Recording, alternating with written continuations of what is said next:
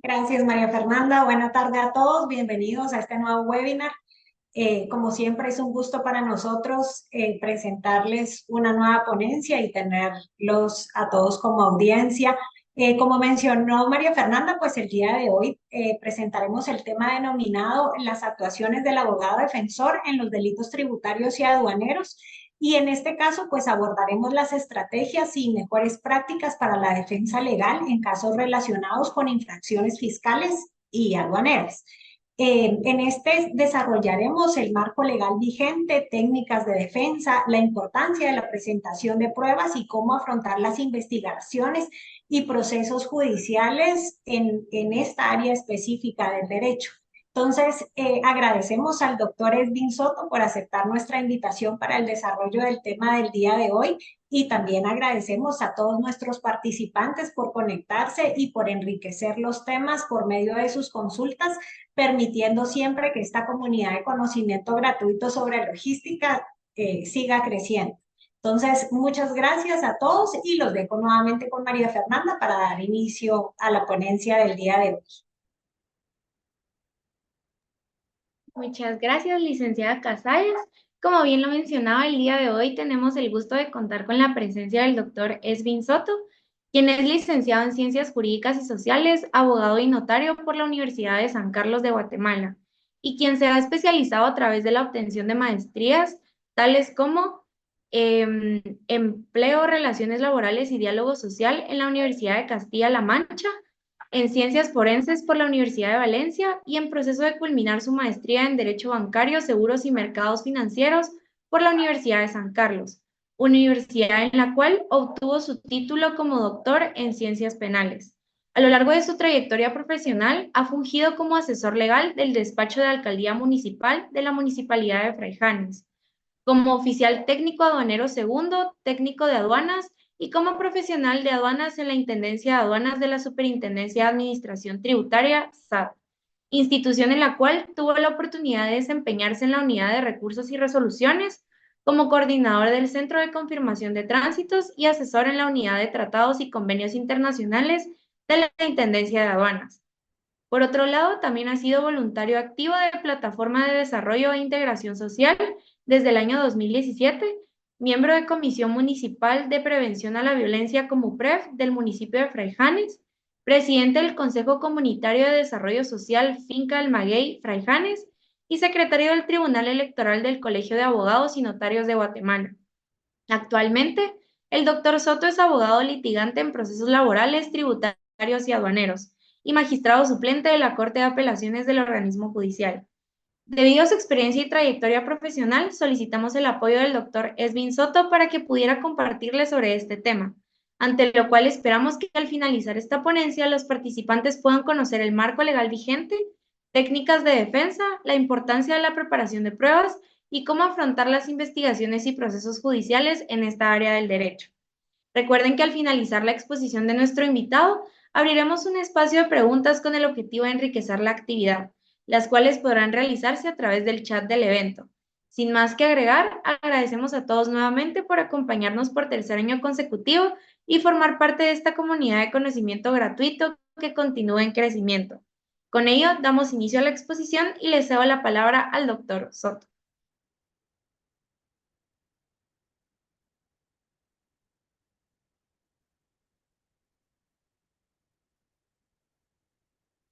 Ya vemos la presentación, doctor.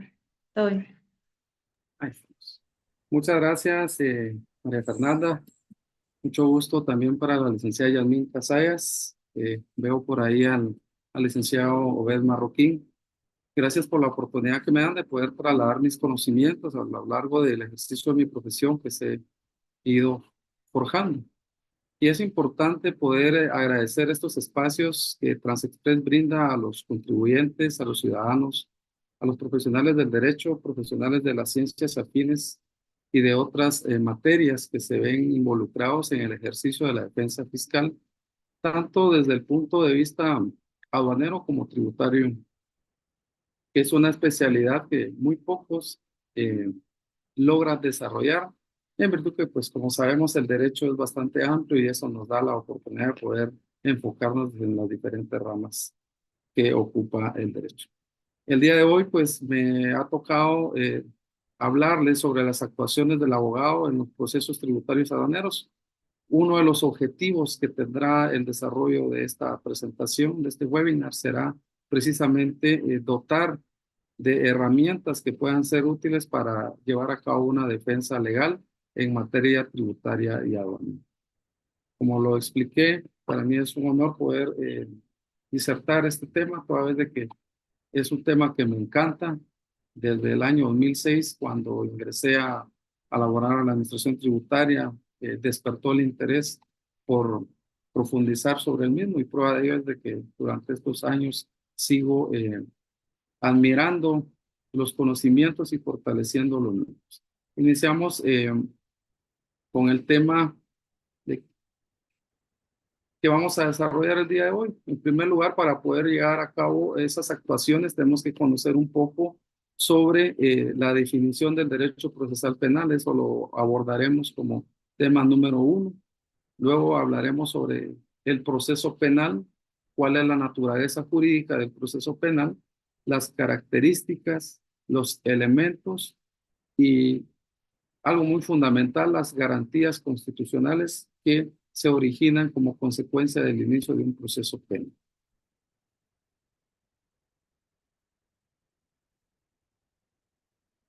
En el módulo 2 hablaré sobre los sujetos procesales, incluyendo al juez, el Ministerio Público, el imputado, el tercero civilmente demandado, el querellante adhesivo, y abordaré cuál es la función que cada sujeto procesal desarrolla en el proceso penal guatemalteco.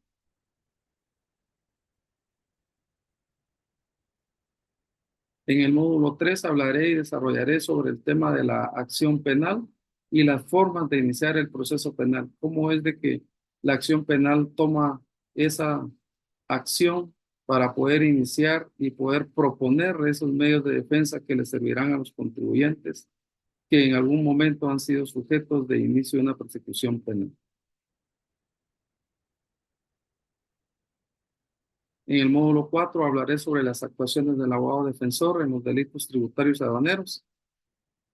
Desarrollaré una estrategia de defensa en los casos de excedentes, el cual se encuentra inmerso entre los casos especiales de defraudación aduanera.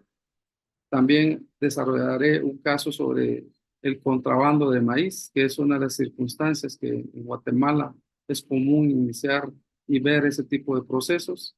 También hablaré sobre la resistencia a la acción fiscalizadora, estableciendo cuáles serían las estrategias de defensa en este tipo penal. Bueno, iniciamos con el derecho procesal penal. El derecho procesal penal es un conjunto de principios, normas y disposiciones jurídicas que regulan el ejercicio del poder sancionador y preventivo del Estado, que tiene como objeto la averiguación de la verdad, la averiguación de un hecho señalado como delito o como falta, las circunstancias en que éste pudo haber sido cometido y determinar la posible participación del sindicado a través del pronunciamiento de esta sentencia. Esta definición se encuentra regulada en el artículo 5 del Código Procesal Penal, en la cual pues nos establece qué es en sí el derecho procesal penal.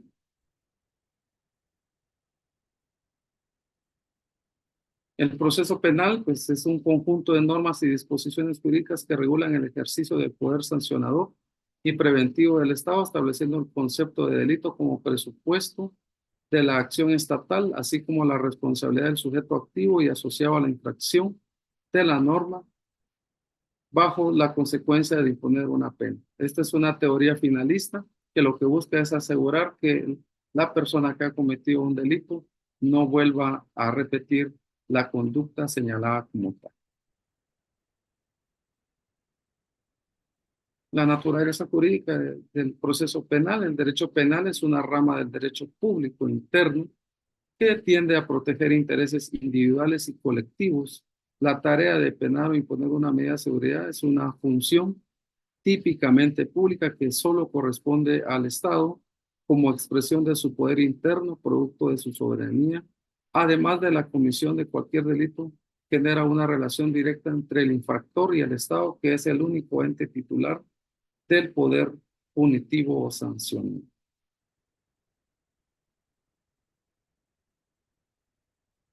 Las características del derecho del proceso penal como tal, como se explicó, es un derecho público en donde se enmarca la función jurisdiccional del Estado ejercida a través de los tribunales de justicia, cuyas normas procesales son imperativas y obligatorias para todos los ciudadanos, ya que el Estado las impone mediante su poder impero con el objeto de proteger a la sociedad y establecer las normas jurídicas que han sido vulneradas. Es un derecho instrumental porque tiene como objeto la realización del derecho penal sustantivo o material, es decir, que sirve de medio para que se materialice el jus puniendi del Estado, quien a través del Ministerio Público ejerce la función de persecución penal, haciendo así efectiva la función sancionadora que le corresponde. Es un derecho autónomo por cuanto tiene sus principios e instituciones propias, posee autonomía legislativa, jurisdiccional y científica.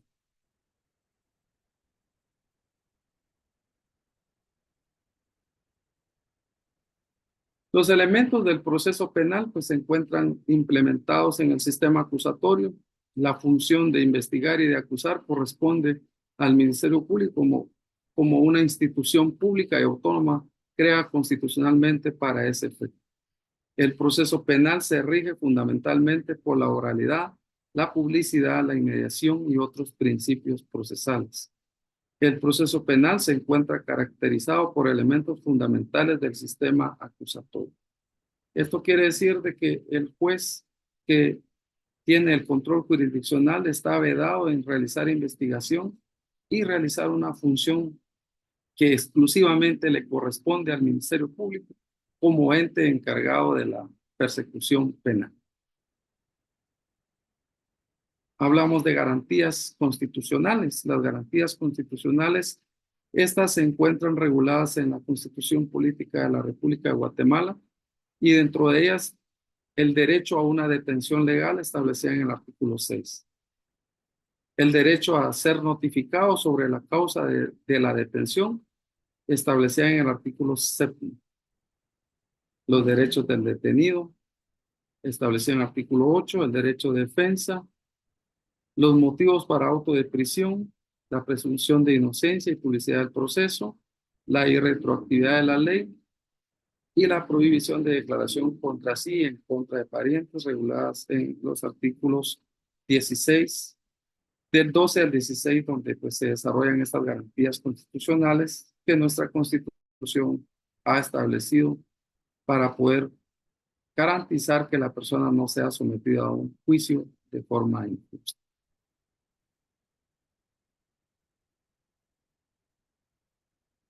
Los sujetos procesales, pues básicamente en el proceso penal, el principal protagonista del proceso penal como tal es el juez.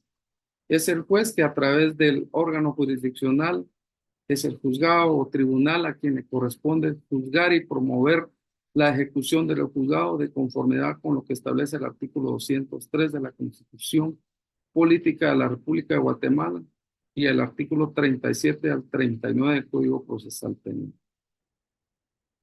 Como segundo sujeto procesal tenemos al Ministerio Público, que es el titular de la acción penal, acción que frente a un hecho constitutivo de delito se manifiesta en 3 actividades básicas. La primera es investigar el hecho, la segunda es perseguir y la tercera es acusar a quien lo comete. El siguiente sujeto procesal es el imputado, que es toda persona que se le señala de haber cometido un hecho delictivo. Tenemos también al tercero civilmente demandado, que es aquella persona natural o jurídica que sin tener responsabilidad penal, sí tiene responsabilidad civil derivada de la comisión del delito. La ley establece los casos en que una persona puede ser demandada como tercera civilmente demandada y no puede existir en la vía penal demanda contra el tercero si el imputado no ha sido civilmente demandado. También tenemos al querellante como sujeto procesal, que es la persona o asociación civil que es la agraviada por un hecho delictivo que interviene en el proceso como parte acusadora, provocando la persecución penal o adhiriéndose a la que ya inició el Ministerio Público. Esto de conformidad con lo que establece el artículo 116 del Código Procesal Penal. También tenemos como sujeto procesal al agraviado víctima. Este es el sujeto particular que hace valer la pretensión civil con derecho a reparación digna, y esta está establecida en el artículo 124 del Código Procesal Penal. Para entender a los sujetos procesales, desde el punto de vista tributario aduanero, el querellante adhesivo en este tipo de procesos, por ser delito patrimonial, siempre será la Superintendencia de Administración Tributaria el querellante adhesivo. El agraviado víctima o quien ejerce la acción reparadora se tratará del Estado de Guatemala, quien a través de la Procuraduría General de la Nación se constituye como agraviado y víctima, y lo que busca es una reparación digna de conformidad con lo que establece el artículo 124 del Código Procesal Penal.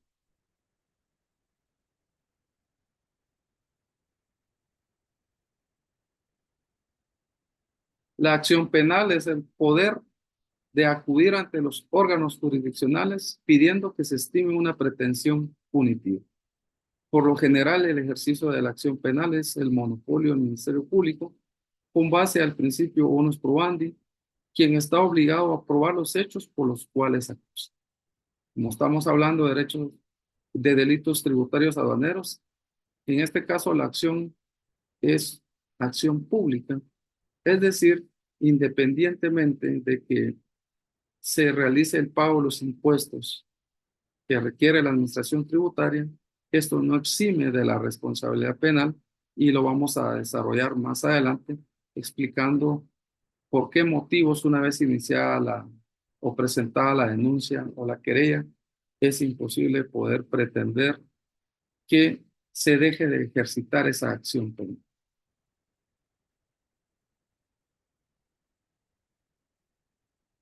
¿Cómo iniciamos el proceso penal?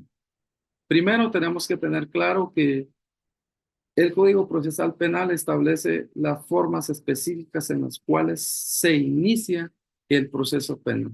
Primero, cuando se da la flagrancia, es decir, esto se documenta en el momento en que está sucediendo un hecho en el cual la Policía Nacional Civil o los entes encargados de la persecución penal intervienen de forma directa. Segundo, tenemos a través de la presentación de una denuncia, que es el acto por medio del cual se pone de conocimiento a una agencia del Estado, en este caso al Ministerio Público o la Policía Nacional Civil, la comisión de un hecho que reviste de características de delito de acción pública para su investigación por parte del Ministerio Público. La tercera opción es la presentación de la querella, que es el memorial por medio del cual se pone de conocimiento del juez competente la comisión de un hecho que reviste características del delito de acción pública para su investigación por parte del Ministerio.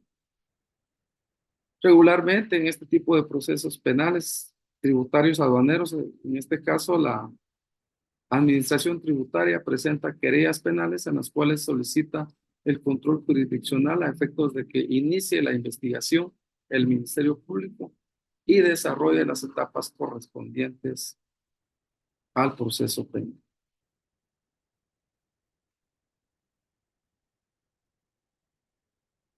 Tenemos que tener en cuenta que el artículo 1 de la Ley contra la Defraudación y el Contrabando Aduanero establece que la defraudación aduanera es toda acción u omisión por medio de la cual se evade dolosamente en forma total o parcial el pago de los tributos aplicables al régimen aduanero.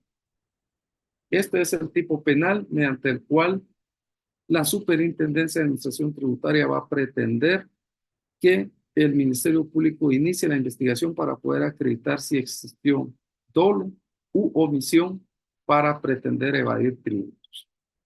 También tenemos los casos especiales de defraudación aduanera, los cuales están establecidos en las literales A a la H del artículo 2 del decreto 58-90, Ley contra la Defraudación y Contrabando Aduaneros. También tenemos el contrabando aduanero, regulado en el artículo 3 de la misma ley ya citada, el cual establece que constituye contrabando aduanero la introducción o extracción clandestina al y del país de las mercancías de cualquier clase, origen, procedencia, evadiendo la intervención de las autoridades aduaneras, aunque ello no cause perjuicio fiscal. El artículo 4 desarrolla los casos especiales de contrabando aduanero. El artículo 5 establece y desarrolla la introducción de mercancías de contrabando.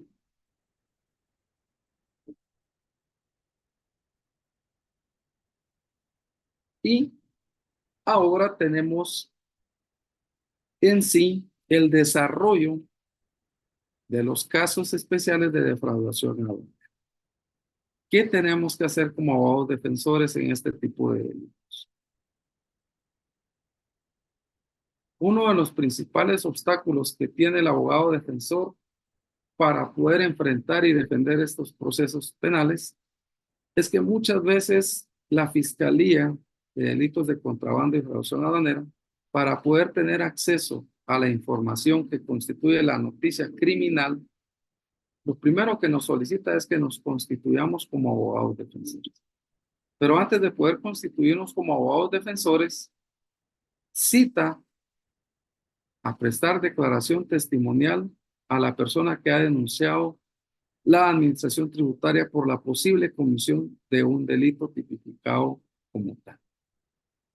Muchas veces los contribuyentes asisten a este tipo de citaciones porque son voluntarias. De hecho, la ley no tiene ninguna prohibición para negarse de asistir, ni mucho menos de asistir de forma voluntaria. Lo que la ley establece son los mecanismos de defensa que puede hacer el propio contribuyente por sí mismo o a través de su abogado defensor, tal como lo verificaremos más adelante.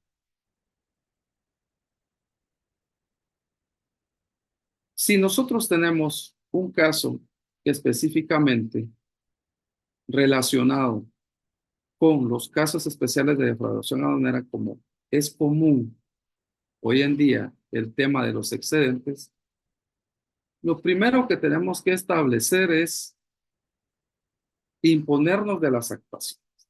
Número 1, verificar en qué consiste esa denuncia. Número 2, apersonar, como ya expliqué, a nuestro cliente para que él pueda colaborar con la investigación que realiza el Ministerio. Y luego ya viene la función del abogado defensor. Al tener esa información que constituye la denuncia o la querella penal, el abogado defensor como tal puede proponer al respetable fiscal que cite a declarar al técnico de aduanas que realizó el aforo de las mercancías. Esto de conformidad con el artículo 7 del acuerdo relativo a la aplicación del artículo 7 sobre aranceles aduaneros y de comercio de 1994. ¿Y por qué es importante que el abogado defensor proponga la declaración testimonial del técnico, del supervisor que realizó este aforo de las mercancías? Es precisamente para poder establecer cuál es el método que utilizó para poder asignarle un valor a las mercancías que fueron declaradas como excedente. Aparte de eso, que el fiscal le solicite al técnico de aduanas que en su declaración testimonial adjunte e informe por escrito las bases y el método que utilizó para poder determinar ese valor en aduanas. Para ello, en esta parte es fundamental solicitarle al fiscal que cuando se cite a prestar declaración testimonial en calidad de testigo al técnico, se adjunten las declaraciones únicas de mercancías que utilizó como referencia para poder fiscalizar lo consignado en el aforo de las mercancías con los precios o valores de referencia que utilizó el técnico de aduanas.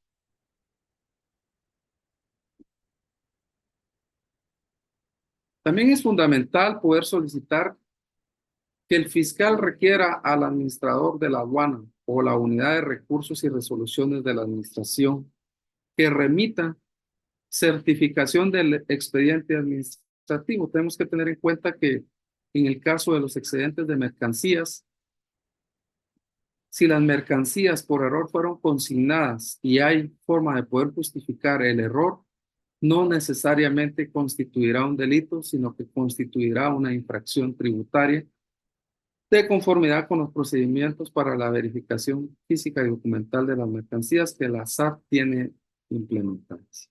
¿Para qué nos va a servir esta certificación del expediente administrativo? Es precisamente para poder acreditar ante la Fiscalía la preexistencia de un proceso administrativo.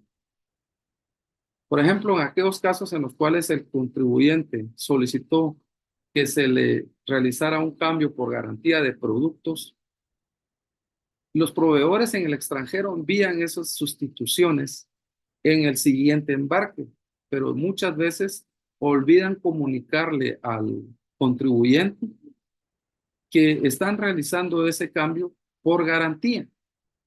Entonces, cuando se hace la revisión física y documental, hoy no vamos a hablar de los procedimientos administrativos, sino que del proceso penal, cuando se hace la verificación física y documental y el técnico establece que hay una diferencia en cuanto a valor, origen y clasificación, si es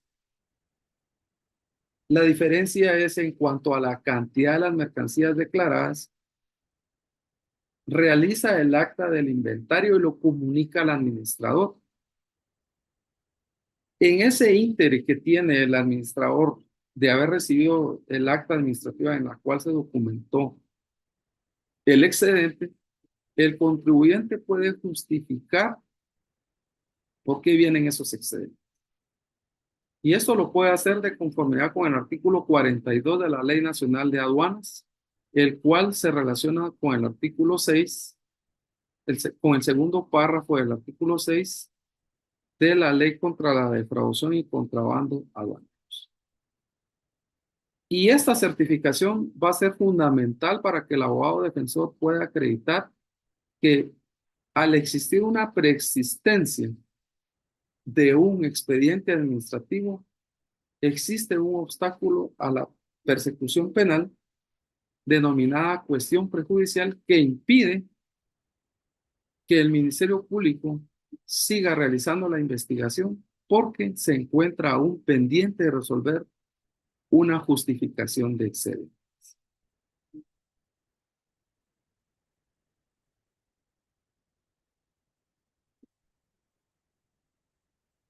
Es importante también de que el abogado defensor proponga testigos técnicos. ¿Y quiénes son los testigos técnicos? En la rama del derecho tributario aduanero, los testigos técnicos van a ser los propios ex empleados de la administración tributaria que han adquirido amplios conocimientos en temas de valoración de mercancías, origen o clasificación. Y el objeto de poder proponer estos testigos técnicos básicamente es para poder examinar las actuaciones que realizó la autoridad aduanera y que basado en su expertise pueda realizar consideraciones ante el fiscal. Es decir, que le indique al fiscal si los valores utilizados para la determinación de los tributos en relación a los excedentes, se les aplicó el valor más bajo, si se utilizaron las bases de valor en los momentos aproximados, si se utilizaron los métodos establecidos en el GATT para poder establecer el valor en aduanas. Para eso servirá nuestro testigo técnico. El testigo técnico no emite conclusiones, sino que lo que hace es emitir consideraciones. Esto ayudará para que el fiscal entienda qué es lo que realmente sucedió, porque muchas veces supongamos de que si se le asigna un valor, el valor más alto a las mercancías que fueron objeto de excedente, lógicamente se estaría violentando el debido proceso al no establecerle el valor más bajo de conformidad con lo que establece el Código Aduanero Uniforme Centroamericano, el cual tiene en el artículo 199 el fundamento legal en el cual establece que cuando se disponga de más de un valor dentro del momento aproximado, se utilizará el valor más bajo. Supongamos que en una determinación del impuesto al valor agregado IVA a los derechos arancelarios a la importación, se impuso el valor más alto y no hay una justificación, el abogado defensor de conformidad con este artículo 199 del Código Aduanero Uniforme Centroamericano puede solicitar que se revise y se emita un nuevo aforo de mercancías porque no se cumplió con el artículo 199 del recaudo, rectificando del recaudo. Y es en este momento donde vamos a obtener esas respuestas, porque nuestro testigo técnico nos va a ayudar como abogados defensores a que tengamos una luz de cómo orientar una estrategia de defensa que nos será efectiva a la hora de poder establecer esas estrategias que beneficiarán al contribuyente y de alguna forma garantizarán el derecho de defensa y debido proceso que constitucionalmente se encuentra regulado en el artículo 12 de la Constitución Política de la República Dominicana. ¿Cómo acreditamos que el testigo técnico tiene esa aptitud para poder examinar las actuaciones? Básicamente se presenta el memorial y se acompañan los diplomas o muy fácilmente se solicita una certificación laboral a la Superintendencia de Administración Tributaria en la cual en esa certificación establecerá el tiempo que elaboró para la Administración Tributaria y el cargo que desempeñó. Esta certificación laboral nos ayudará para poder acreditar la expertise de nuestro testigo técnico en la rama del derecho tributario aduanero. Y de esa cuenta el fiscal no podrá rechazar la proposición de dicho testigo por considerar que es útil y pertinente para la averiguación de la verdad, tal como lo que establece el artículo 5, en los cuales están los fines del proceso en nuestro Código Procesal Penal guatemalteco.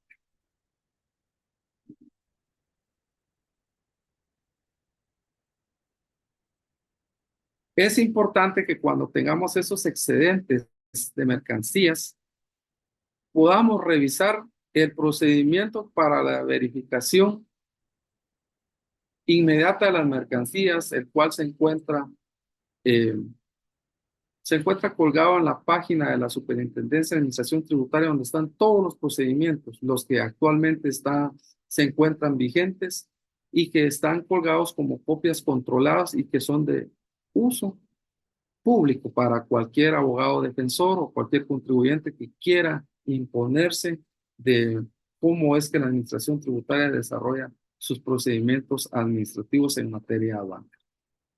En el procedimiento identificado como PRIADNO-ADU-GDE-03, existe la norma que establece cuándo se va a constituir delito y cuándo se va a constituir una infracción tributaria. En esta norma, que tiene mucha relación con la Ley Nacional de Aduanas y la Ley contra la Defraudación y Contrabando de Aduaneros, establece el procedimiento que se debe seguir para poder establecer y determinar si hay una omisión dolosa o simplemente existió un error al momento de presentar la declaración de mercancías al sistema aduanero. Y esta norma nos establece que si el monto del excedente determinado por el verificador de mercancías supera el 3% o los 3,000 pesos centroamericanos del valor FOB del total del embarque consignado en la declaración de mercancías, Estas deberán ser retenidas y se deberá elaborar el acta administrativa con el cual se le informa al administrador de la aduana para que realice las gestiones correspondientes. Aquí es el momento en que el abogado defensor debe establecer si en esa acta que suscribió el verificador de las mercancías, los valores que determinó realmente superan ese 3% o esos 3,000 pesos centroamericanos del valor total del embarque. ¿Por qué? Porque posiblemente si no se aplicó el artículo 199 del Recauca, posiblemente se le asignó un valor más alto para poder pretender llegar a esos 3,000 pesos centroamericanos del valor FOB del total del envío. Es ahí donde tenemos que tener mucho cuidado de poder establecer si el técnico o el verificador de las mercancías estableció y asignó el valor más bajo. Una vez redactada el acta administrativa, esta acta se traslada al administrador de la aduana y es ahí donde se realiza el análisis y se determina si existe la presunción de un delito y en caso de que se reúnan esos presupuestos, procede a trasladar el expediente de la División de Asuntos Jurídicos y en el caso de las aduanas de la Gerencia Regional Central a la Intendencia de Asuntos. En este procedimiento, algo muy fundamental es de que el administrador de la aduana verifica la bitácora de análisis de riesgo del contribuyente. Es decir, establece si este contribuyente es una persona que tiene una incidencia muy alta y constantemente está recayendo en excedentes de mercancías. En este momento, tiene la oportunidad el contribuyente de poder justificar, como ya lo expliqué anteriormente, por qué es que se dio ese excedente. Como ya lo dije, es posible que sea un cambio de mercancías por garantía, pero el proveedor no le avisó. Entonces, aquí tiene la oportunidad de justificar por qué vienen esas mercancías no declaradas en el embarque que fue sujeto de la verificación física y documental y de alguna forma pretender justificar y en caso que logre justificar, solicitar la autorización para poder rectificar la declaración aduanera, pagando los impuestos omitidos, las multas, los recargos e intereses.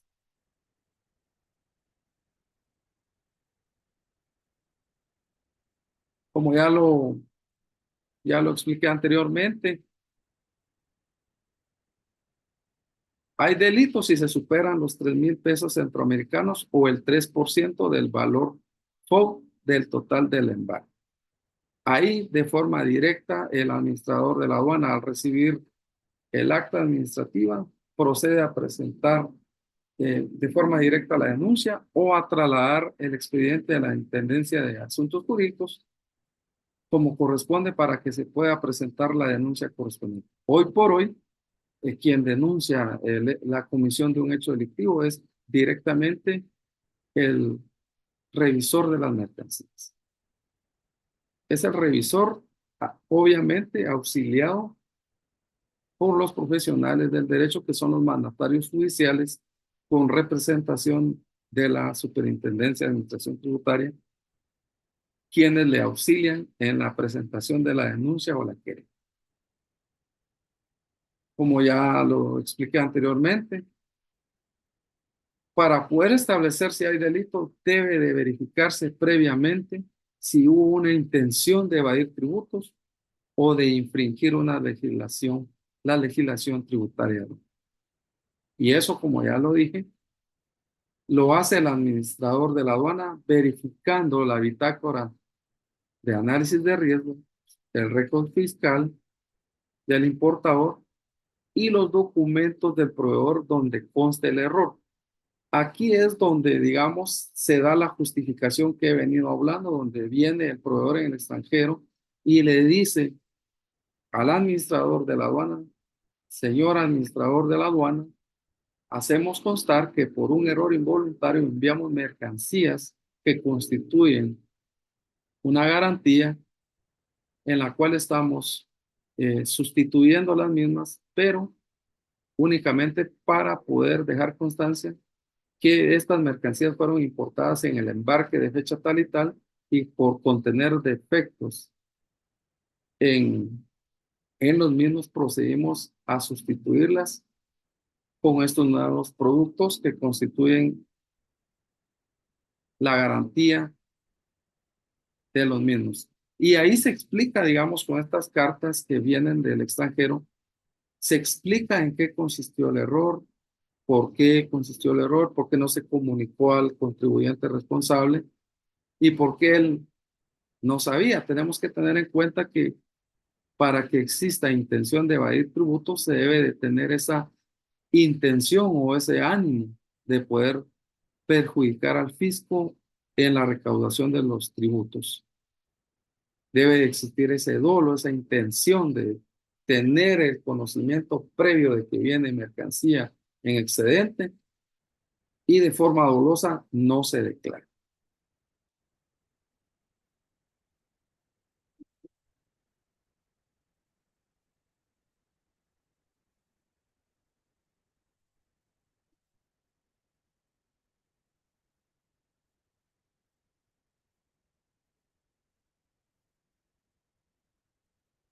Voy a tomar unas pausas porque se me adelantaron las diapositivas. Les ruego una disculpa, por favor.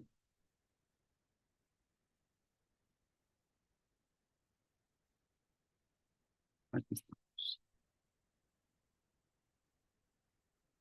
Nos quedamos en los montos y en los porcentajes para poder constituir el delito. Lo contrario a estos montos que ha establecido el artículo 41 de la ley 41 y 42 de la Ley Nacional de Aduanas es que existan montos inferiores al 3% y a los 3,000 pesos centroamericanos.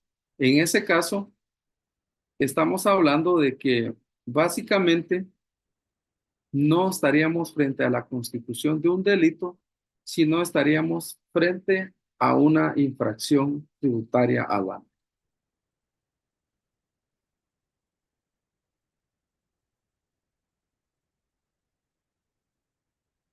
Ahora vamos a hablar del tema de contrabando aduanero y vamos a centrarnos específicamente en un tema que de forma constante enfila en la sede de los juzgados especializados en materia tributaria aduanera, como lo es el tema del maíz.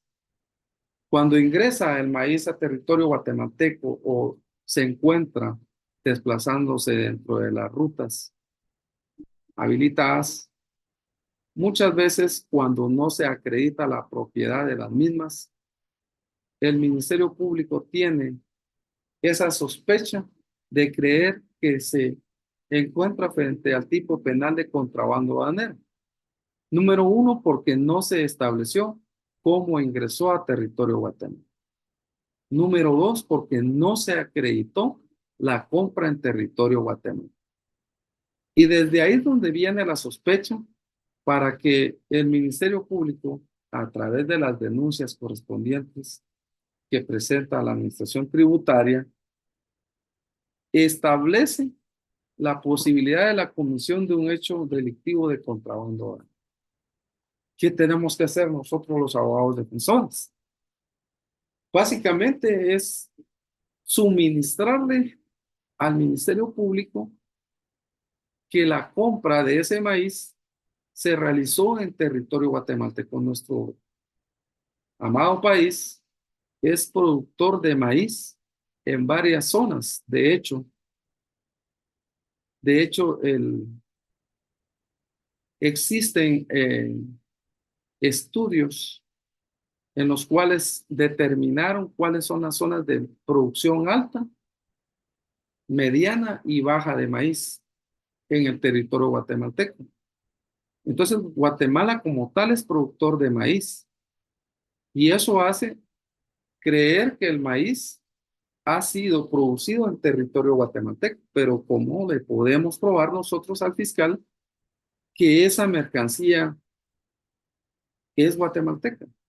Como abogados defensores tenemos que tener en cuenta, o como contribuyentes, perdone que me ponga el chip de abogado defensor, tenemos que tener en cuenta de que al Ministerio Público, si bien es cierto, el sindicado goza del derecho de la presunción de inocencia y hasta que no se demuestre lo contrario, y en sentencia firme no se tendrá como culpable, también lo es que el sindicado a través de su abogado defensor debe de proponer diligencias que coadyuven con la investigación que realiza el Ministerio Público, porque no podemos dejarle la carga al Ministerio Público pretendiendo que ellos averigüen si la mercancía es adquirida en territorio guatemalteco o si esta mercancía es de contrabando aduanero.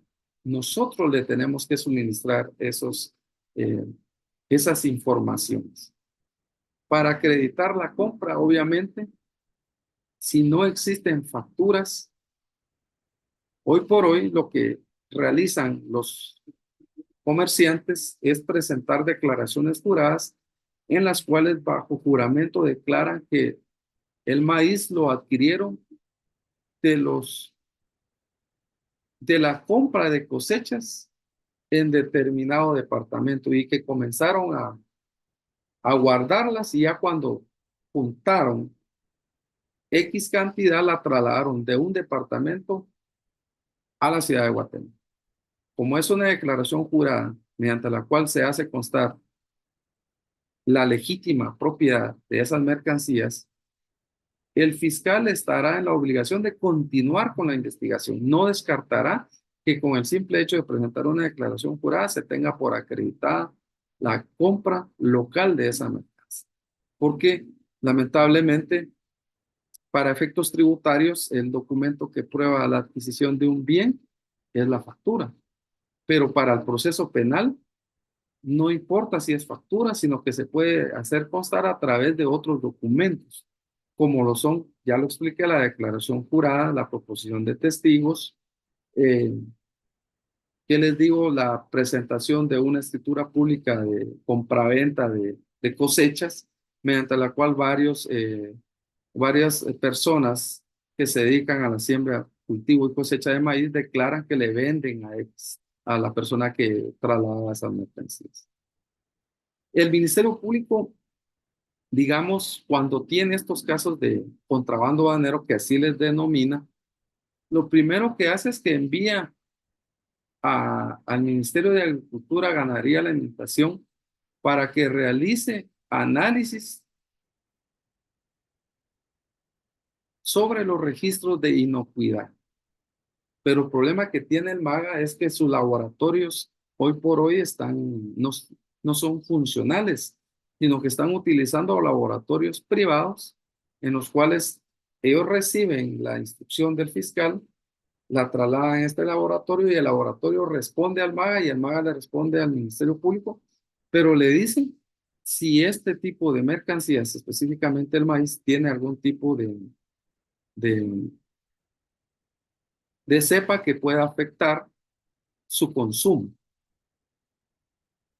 Si nos damos cuenta, el MAGA en ningún momento establecerá el origen de las mercancías, sino que simplemente lo que va a acreditar es si esta mercancía se encuentra apta para consumo o si tiene algún hongo u enfermedad que pueda ser transmitida y que pueda afectar el consumo de dichas mercancías.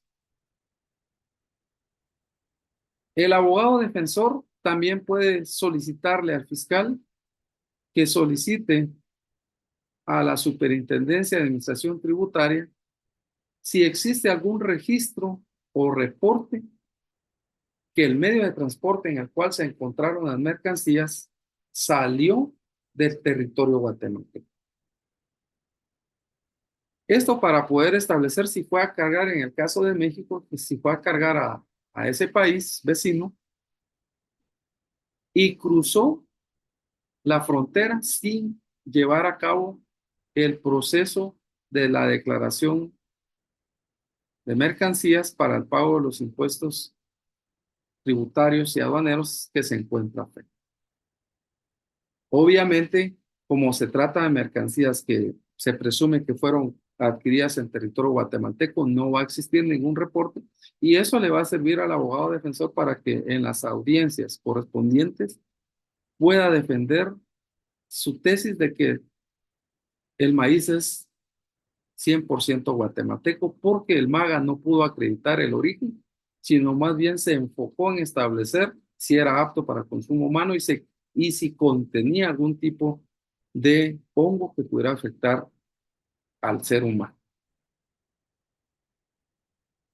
También es importante solicitar que se emita a través de migración un reporte del movimiento migratorio para poder establecer si el piloto salió de territorio guatemalteco a territorio mexicano, como es el caso que estoy exponiendo, para poder establecer si él cruzó la frontera de forma legal o utilizó vías no registradas para poder llegar a ese territorio guatemalteco y si existe reporte de que él haya dejado sus datos al momento en que utilizó y cruzó la frontera. Regularmente no hay ningún reporte porque se trata de pilotos que se dedican a conducir este tipo de cabezales solamente en territorio guatemalteco y no realizan tránsitos internacionales terrestres.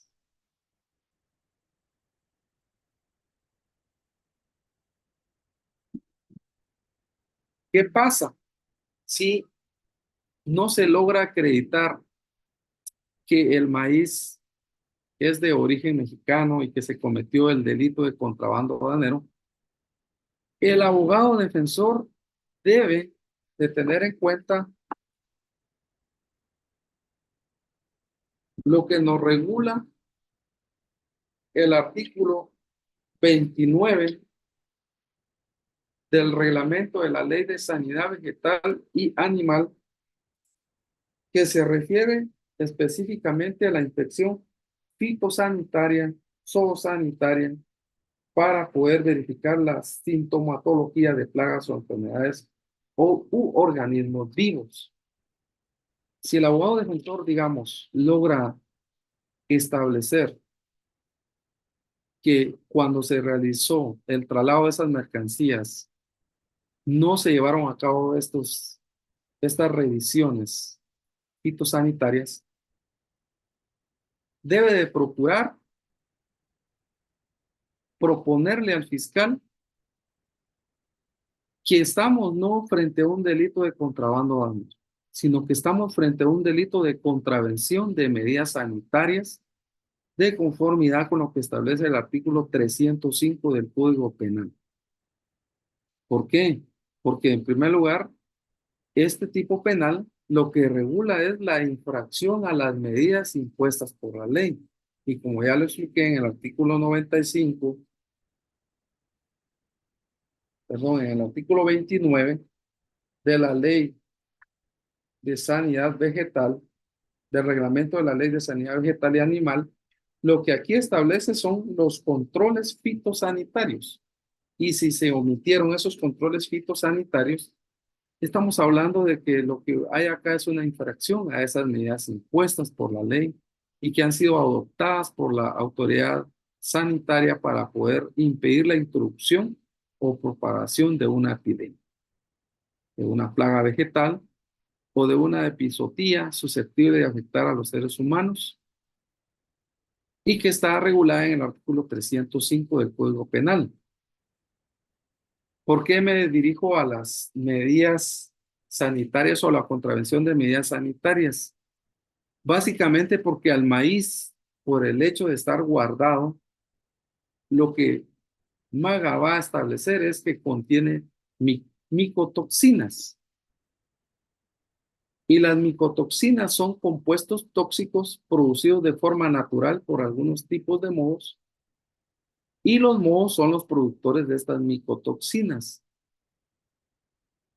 En este caso, digamos, como viene en costales el maíz y va a estar sometido a grandes temperaturas, eso puede provocar que las micotoxinas se puedan desarrollar, y al momento en que se realicen esos dictámenes por parte del MAGA, estableceremos precisamente que estamos frente a una contravención de medidas sanitarias. ¿Sí?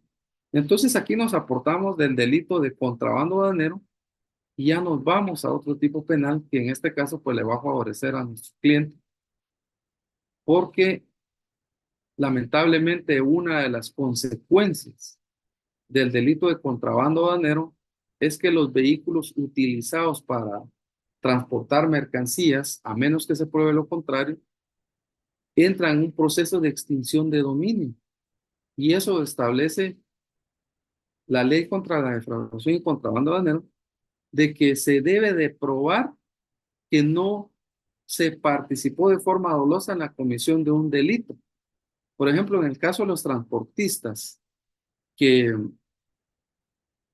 que ellos eh, realizan el traslado de las mercancías de un punto a otro, lo ideal es que ellos puedan suscribir o solicitar pagos anticipados para poder garantizar el origen del dinero.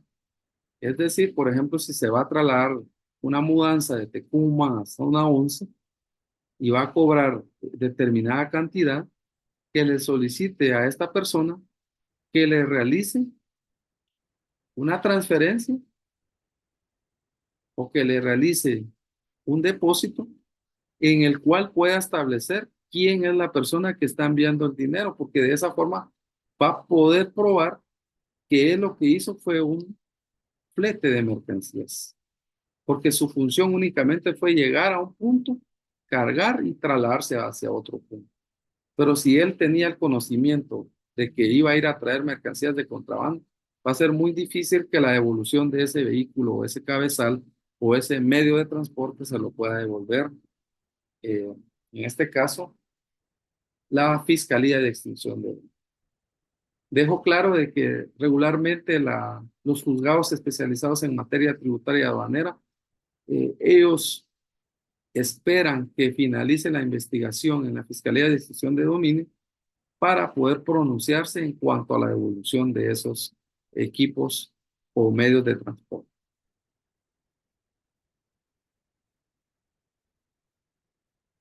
Pero si logramos probar que fue una contravención de medidas sanitarias, obviamente el vehículo no va a entrar a un proceso de extinción de dominio, sino que simplemente el juez ordenará la devolución de forma que se acredite la propiedad del mismo, y obviamente al haber realizado los expertajes correspondientes, ordenará la devolución y entrega en calidad de depósito mientras el proceso penal sigue su curso legal de investigación.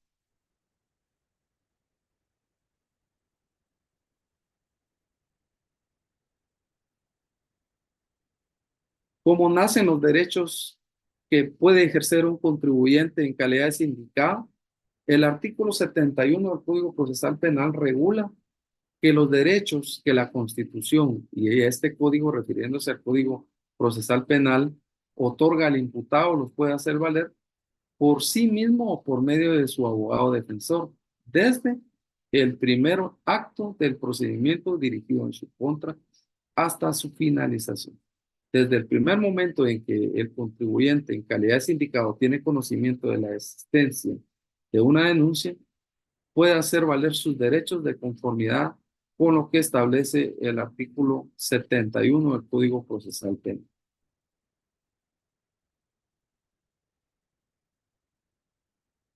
Como lo expliqué al inicio de mi intervención, el pago del impuesto defraudado por el imputado no lo libera de su responsabilidad penal.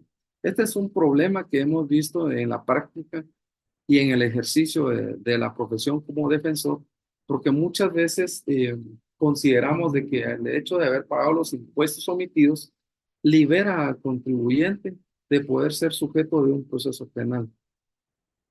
El Código Tributario en el artículo 70 es taxativamente específico en establecer que el hecho de que se paguen esos impuestos que se presumen fueron defraudados no libera de responsabilidad penal a la persona sindicada.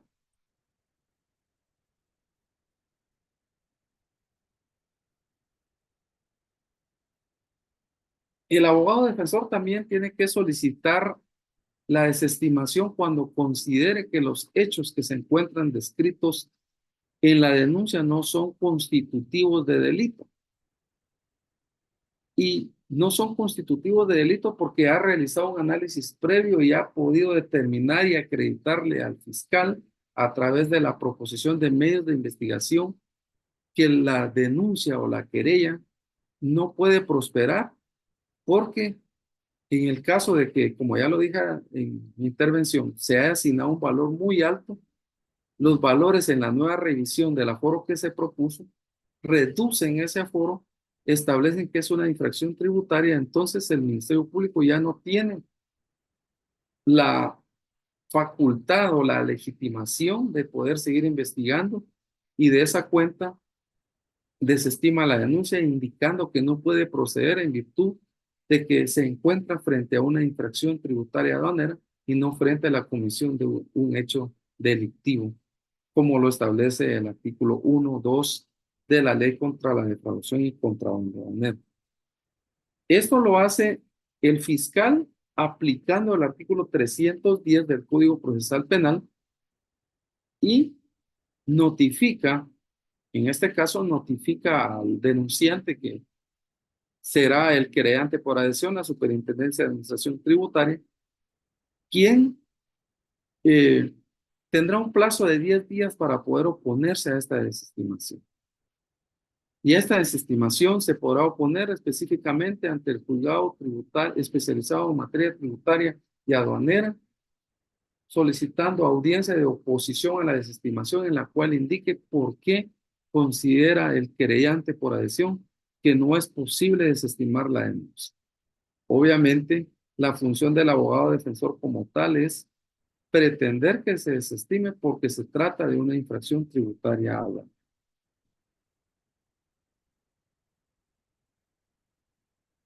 Ahora hablemos del delito de resistencia a la acción fiscalizadora. Este delito está regulado en el artículo 93 del Código Tributario y en el artículo 358 en su literal D del Código Penal. Muchas veces como abogados defensores nos dice el contribuyente, licenciado, el día que llegaron a requerir la información a mi empresa mercantil o a mi sociedad, quien se encontraba era mi secretaria, mi asistente o era un familiar. Y cuando le requirieron la información, los auditores tributarios solo firmó, pero lamentablemente no me entregó la notificación en tiempo, por lo tanto, yo dejé de presentar la información que me fue requerida. Primer presupuesto. Segundo presupuesto, que le notificaron al contribuyente, pero resulta que quien le lleva la contabilidad es el contador, pero este contador falleció por un hecho criminal o por alguna enfermedad que venía afectando su salud. Y casualmente en ese periodo en el cual se le hace el requerimiento de la información por parte de los auditores de la Superintendencia de Administración Tributaria, no le es posible al contribuyente presentar la información. Y tal como lo dispone el artículo 93 y 358 literal el primero del Código Tributario y el segundo del Código Penal, recae en un delito de resistencia a la acción fiscalizada.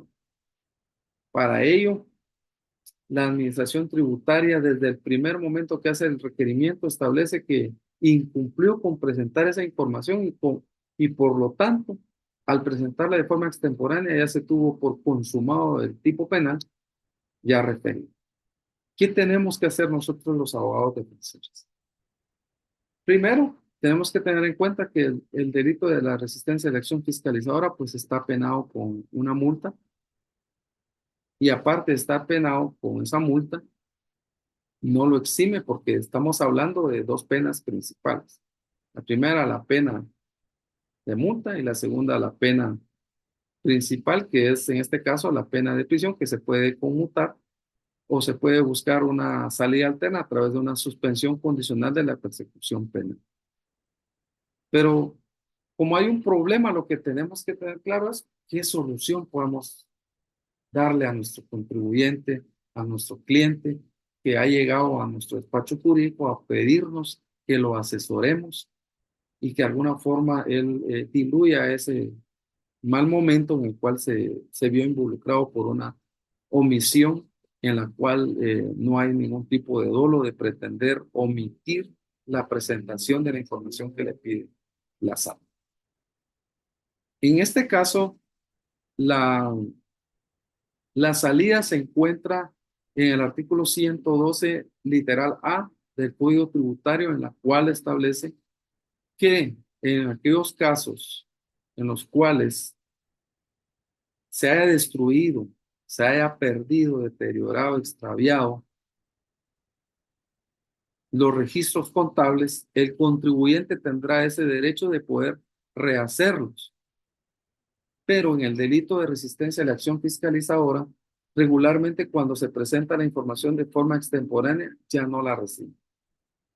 El auditor le dice, disculpe, yo ya suscribí el acta, ya emití mi dictamen y de alguna forma yo ya no le puedo recibir la información. De hecho, esto ya se encuentra en denuncia penal y tiene que ir usted a un órgano jurisdiccional a presentar lo que tenga que presentar. Entonces, como abogados defensores, nosotros tendremos que pedir una autorización judicial para poder presentar esa documentación contable que en el tiempo que se nos fue requerida no nos dio tiempo o no le dio tiempo a nuestro cliente de poderla presentar. ¿Sí?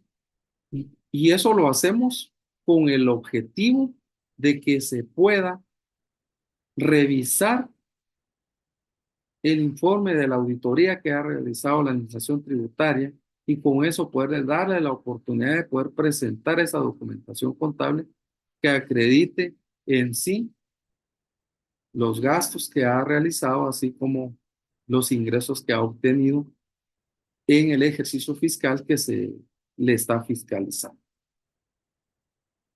Es una audiencia que se tramita a través de la vía de los incidentes de conformidad con el artículo 150 bis del Código Procesal Penal. Se indica de que fue notificado y requerido a través del requerimiento de información identificado con el número tal, de fecha tal por los auditores. Sin embargo, por las circunstancias establecidas en el artículo 112, literal A del Código Tributario, extravió los documentos que le están siendo requeridos, por lo tanto solicita autorización judicial para poder presentar los documentos y pide un plazo prudencial de 2 meses para poder llevar a cabo esa reconstrucción de esos registros contables. Posteriormente a esa petición, solicita que al momento de presentar esa documentación contable, que se pueda hacer un reexamen del informe que ha emitido la Administración Tributaria en cuanto a la auditoría que se le realizó en el periodo fiscal correspondiente al año que se está auditando. Esto le va a dar la oportunidad al contribuyente de poder reducir los impuestos que se le están imputando que omitió pagar. Y aquí es importante que en este tipo de delitos, la resistencia a la acción fiscalizadora que se encuentra regulada en el artículo 93 se refiere a la multa. Y la que se encuentra regulada en el artículo 358 del Código Penal se refiere al delito como tal. Entonces, tenemos que tener en cuenta estas opciones para poder pretender presentar la información contable que en su momento no nos fue aceptada porque se estaba presentando de una forma extemporánea.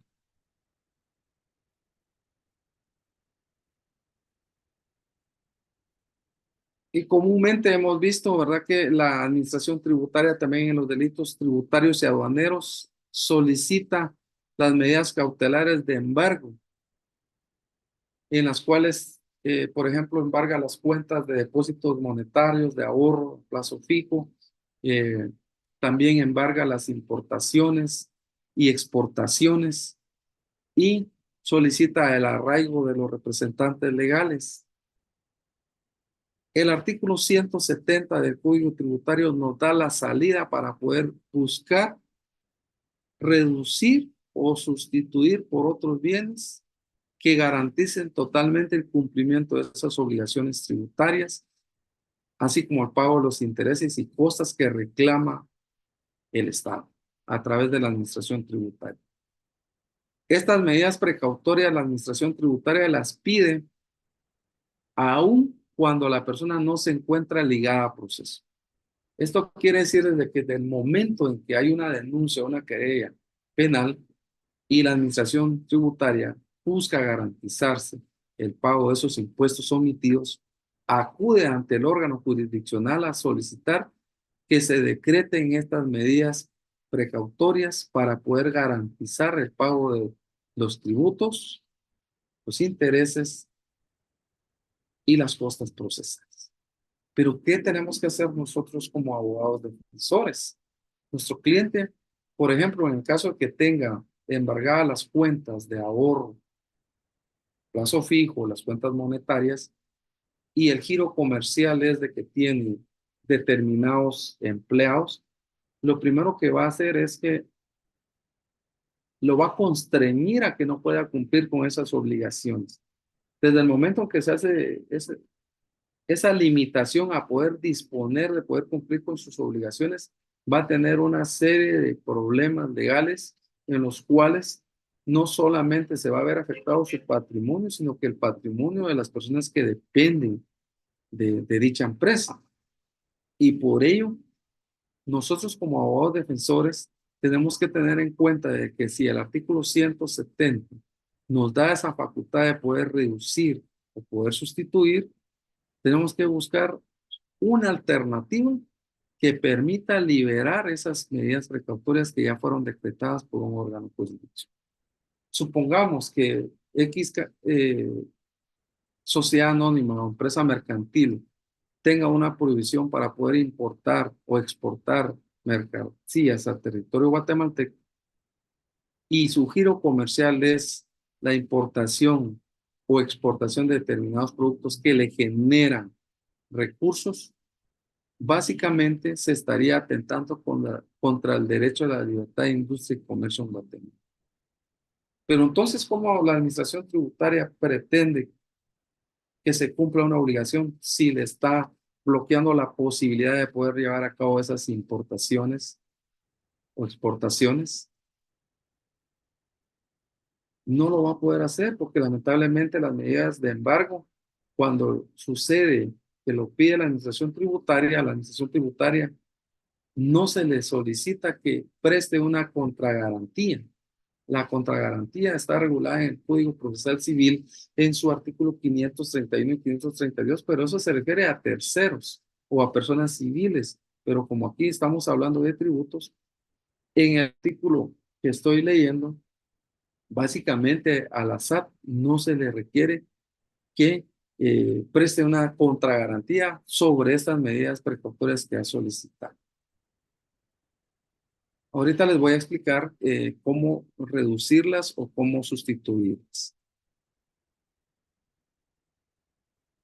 También quiero comentarles que sus preguntas las vamos a responder al finalizar la intervención de este webinar para que por favor me tengan un poquito de paciencia.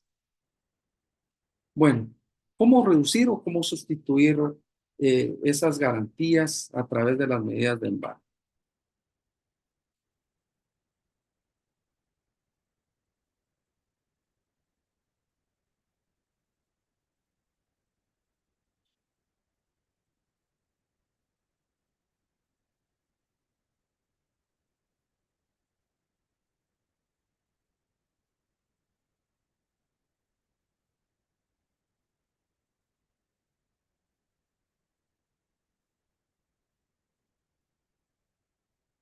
Bueno, creo que no está aquí la presentación, pero básicamente el artículo 40 del Código Tributario. En este artículo 40 del Código Tributario ustedes podrán establecer eh, algo muy fundamental. Primero, es que la administración tributaria puede otorgar a los contribuyentes facilidades de pago en el impuesto. Y el plazo máximo que puede facilitar el pago de los impuestos es hasta un máximo de 18 meses.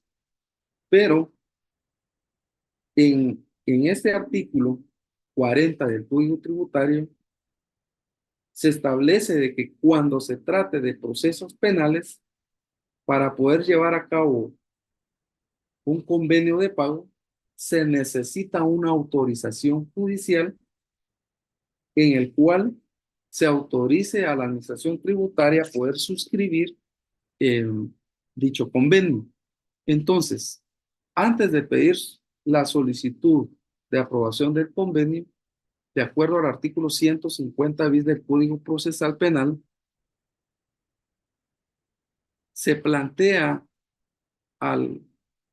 en este caso al juez, la posibilidad del contribuyente de pretender solventar su situación jurídica a través del pago de un convenio de pago, a través de la suscripción de un convenio de pago, y propone que el plazo máximo de los 18 meses se le puede autorizar judicialmente la suscripción de ese convenio y con ello cumplir con las obligaciones que ha omitido. En ese artículo 40 del Código Tributario nos da la base suficiente para poder obtener la autorización judicial, suscribir el convenio de pago, presentarle el convenio de pago al juez y con ello, una vez presentado ese convenio de pago, podemos acudir a lo que establece el artículo 170 del Código Tributario. ¿Por qué digo esto? Porque en este artículo lo que establece es que se puedan reducir o sustituir por otros bienes, pero como ya tenemos, digamos, autorizado la suscripción del convenio de pago, este convenio de pago viene a garantizar el cumplimiento de esas obligaciones que reclama la administración tributaria, tanto el pago del impuesto omitido, los intereses, así como las costas procesales. Entonces, con ese documento, digamos, ya podremos pedir que se sustituyan esas medidas precautorias y se puedan modificar las mismas. Por ejemplo, como decía al inicio, si hay una prohibición de importación-exportación y se autorizó celebrar un convenio de pago, pero no se tienen las herramientas para poder generar recursos, para poder darle cumplimiento a ese convenio de pago, el juez, como es conocedor del derecho, al planteársele y decirle, señor juez, usted me autorizó suscribir un convenio de pago por determinado monto, pero como tengo prohibición de importar y exportar, eso me impide poder cumplir con esa obligación que adquirí con la administración tributaria y es necesario que se autorice y se levante esa medida precautoria para que la sociedad o la empresa mercantil pueda de alguna forma afianzarse de recursos. Solicito que se pueda sustituir con el convenio de pago que ya me autorizó y se levanten las medidas precautorias de embargo de cuentas bancarias, a, eh, prohibición de importación e exportación y que únicamente se deje vigente la medida precautoria de arraigo. ¿Por qué? Porque realmente este artículo 170 lo que busca es reducir o sustituir. Entonces, sustituimos por el convenio de pago que ya se nos autorizó judicialmente y la reducimos a que se nos permita importar y exportar para que podamos darle cumplimiento a la obligación que se adquirió con la administración tributaria.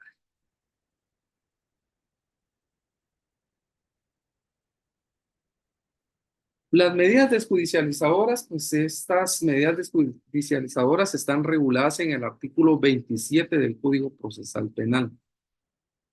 Estas aplican para todos aquellos delitos en materia tributaria aduanera, siempre y cuando no haya o no exista una reincidencia que lesione el mismo bien jurídico tutelado. El Ministerio Público, los órganos de justicia, en atención a la política criminal, han desarrollado la posibilidad de poder desjudicializar los procesos penales a través de la aplicación de estas medidas que se encuentran reguladas en el artículo 27 del Código Procesal Penal. ¿Y qué es en sí una medida desjudicializadora? La suspensión condicional de la persecución penal no niega que en ningún momento se dé la existencia del delito que está investigando el Ministerio Público. Tampoco niega que exista ausencia de elementos racionales suficientes que permitan advertir la posible comisión del delito. ¿Para qué son esas medidas desjudicializadoras? Lo que buscan es descongestionar los órganos jurisdiccionales, buscan otorgar una solución alterna a los casos en los cuales el delito produce una afectación menos gravosa a los bienes jurídicos tutelados, apoya de esta forma la pronta solución de los conflictos jurídicos del orden penal y permite tanto al Ministerio Público así como a los órganos jurisdiccionales concentrar sus esfuerzos y en resolver asuntos que ameriten seguir con todas las fases de un proceso penal. La Corte de Constitucionalidad ha establecido en el expediente 949-2023 que las medidas desjudicializadoras no dejan en impunidad el hecho delictivo cometido, pues la medida otorgada trae consigo la imposición de determinadas reglas o condiciones que deben seguirse para mantener vigente el beneficio procesal respectivo. Quiero comentarles que cuando se solicita la aplicación de las medidas desjudicializadoras en el caso de la suspensión condicional de la persecución penal, estas traen aparejadas reglas de abstención. Y las reglas de abstención principales que se encuentran establecidas en el Código Procesal Penal básicamente son que reciban cursos en materia tributaria aduanera, que son los que imparte CENSAT. 3 cursos. Que realicen una donación a determinada institución de beneficencia por determinada cantidad. Y 3, que durante el plazo de los 2 años, el domicilio el cual se encuentra afincada su residencia no sea cambiado. Son 3, digamos, alternativas que las medidas desjudicializadoras dejan como reglas de abstención.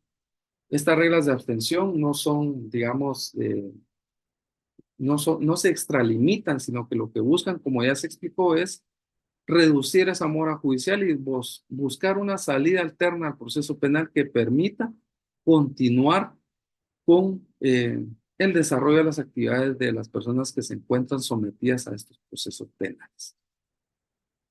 Pero las medidas desjudicializadoras, en este caso, duran el plazo de 2 años. A partir del vencimiento de esos 2 años, sin que se haya cometido un nuevo delito, entonces ya se extingue la persecución penal y se ordena el archivo de la denuncia o de la querella que originó la investigación criminal. Estas medidas desjudicializadoras se pueden solicitar antes de que se le haga la imputación de los hechos a la persona que se encuentra sin libertad. ¿Por qué?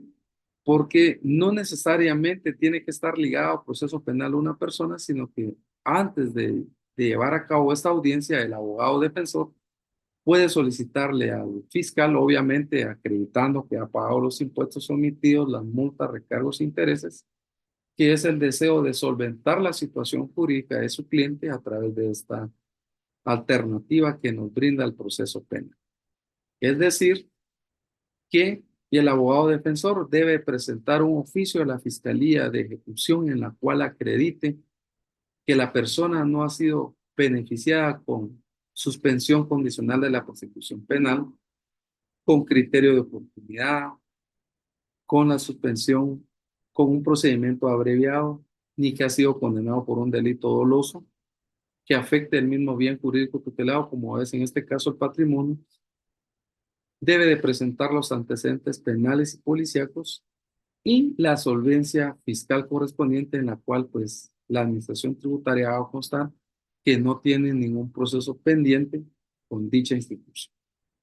Esto es algo muy fundamental porque eh, si nosotros como abogados defensores queremos enfrentar el proceso penal, que es bastante amplio y que está básicamente dividido en etapas, como es la etapa preparatoria, la etapa intermedia, la etapa del juicio y la etapa recursiva, eso crearía un gran desgaste para el contribuyente que está sujeto al proceso penal.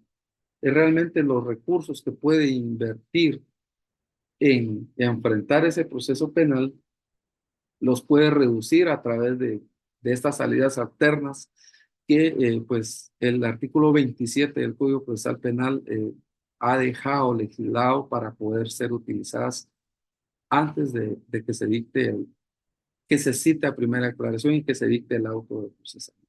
También entre todas estas alternativas de las cuales yo he disertado el día de hoy, tenemos que tener en cuenta que es posible que en la audiencia de primera declaración el juez dicte una falta de mérito porque considera que no concurren los presupuestos para poder considerar que la persona participó en la comisión de un hecho delictivo y como consecuencia del mismo no existen esos indicios suficientes y racionales para poder dictar un autoprocesamiento y dicta esa falta de mérito. Esa falta de mérito no cierra el proceso porque no impide que el Ministerio Público continúe con la investigación. El artículo 272 del Código Procesal Penal así lo tiene establecido. Es decir, que el Ministerio Público puede reanudar la persecución penal cuando obtenga nueva información de la comisión del hecho delictivo que se le ha imputado a la persona sindicada. Recordemos de que si se dicta el autoprocesamiento, el juez en ese momento decide sobre la posibilidad de decretar medidas sustitutivas a la persona que ha ligado proceso y el abogado defensor debe de desvanecer los peligros procesales, tanto de fuga como el de la averiguación de la verdad, establecidos en el artículo 262 y 263 del Código Procesal Penal, para poder buscar que se le otorguen medidas sustitutivas a su patrocinio. Tenemos que tener en cuenta que en este tipo de procesos, por ser delitos patrimoniales, en muchas ocasiones lo que el Ministerio Público pide como medida sustitutiva es que se imponga una caución económica, muchas veces por la totalidad del monto omitido o por el 50%, el 25%, pero tenemos que tener claro dos escenarios. En primer lugar, el auto de procesamiento y el auto de prisión preventiva. El primero lo que garantiza es que el Ministerio Público realice una investigación y presente un acto conclusivo con posterioridad. Y lo que garantizan las medidas sustitutivas es el asegurar la presencia del sindicado en el proceso penal al cual se le ha sujetado.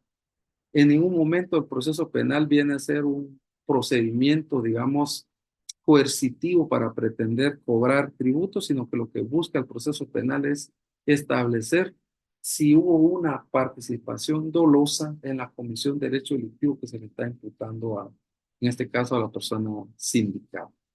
Ese es el objetivo. Entonces, muchas veces cuando se piden esas cauciones económicas, como abogados defensores tenemos que tener claro de que el objetivo de las medidas, como ya lo expliqué, es la presencia del sindicado, el interés de someterse al proceso de investigación que realizará el Ministerio Público y en ningún momento tendrá el objetivo de cobrar los impuestos que se han emitido. Obviamente, después de esa etapa procesal, se fija un plazo de investigación en el cual el Ministerio Público realiza o desarrolla su investigación.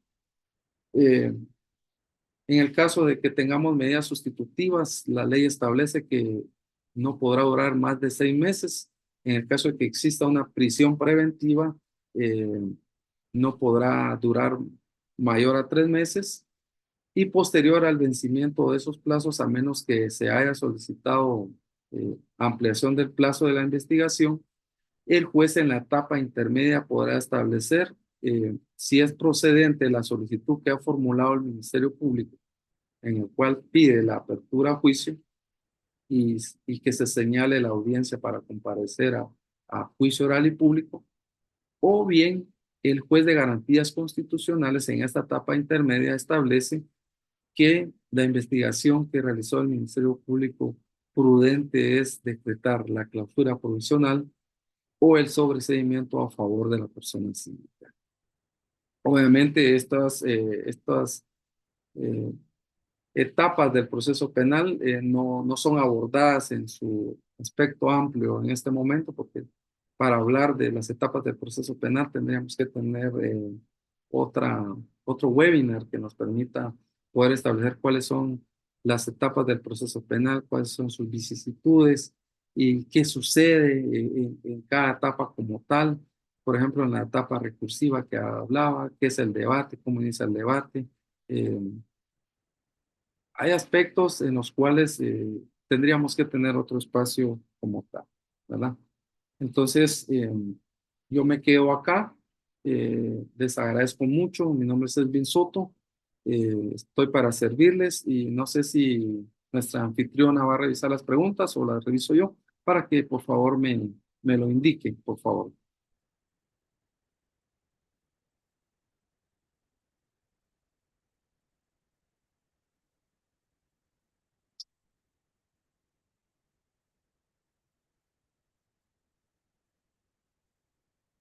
Bueno, aquí tenemos una pregunta, la voy a leer de parte del licenciado Jacobo Toledo. Mucho gusto, licenciado Jacobo, gracias por conectarse el día de hoy a este webinar. Interesante su pregunta.